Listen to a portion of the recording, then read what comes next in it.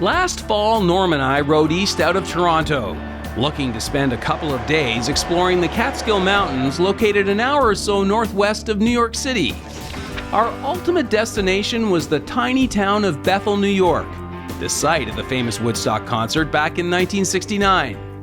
Last week, we played a little air guitar, or in Brownie's case, air camera, as we soaked in the site and the Bethel Woods Center for the Arts that now sits next to this hallowed ground.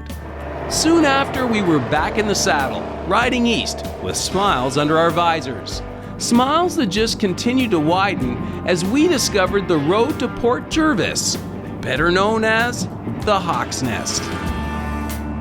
Well, Norm, we've got about a half an hour of sunlight left and it's going to get cold, so we've pulled over here in Hancock, and man, just sort of winding down day two. It's been a great day for riding. Oh, it's been fantastic. You know, every single road we touched was motorcycling paradise. They were mountainous and hilly and windy and smooth, and we had narrow stuff and wider stuff, and it was just been a fantastic day for riding. Absolutely, and you know, we hit the Dancing Cat Saloon and the Catskill Distillery, and then we went over to see the Bethel Woods, and you know, someone said to us, well, while you're here, make sure you check out the 97. Yeah. And oh my goodness, 97, it follows along the upper Delaware River, and man, what a great road for riding.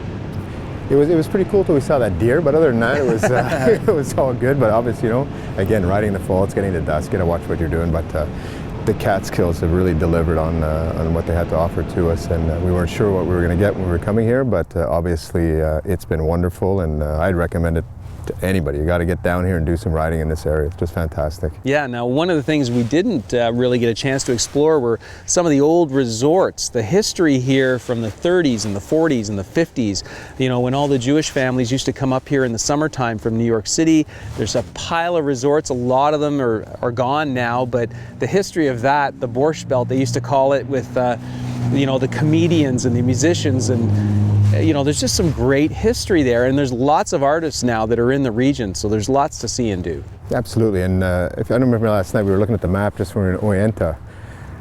How many spots were on that map within a 30-mile radius of that area alone? So I mean, it really has a lot to offer, not only motorcycling, but real cool things to come out and see. Yeah, so as we wind things down, we've decided to make a run into Binghamton, and I guess we'll just grab the remainder of the 17 into Binghamton, and I guess we'll call it a night there, and then get the map out and talk about tomorrow.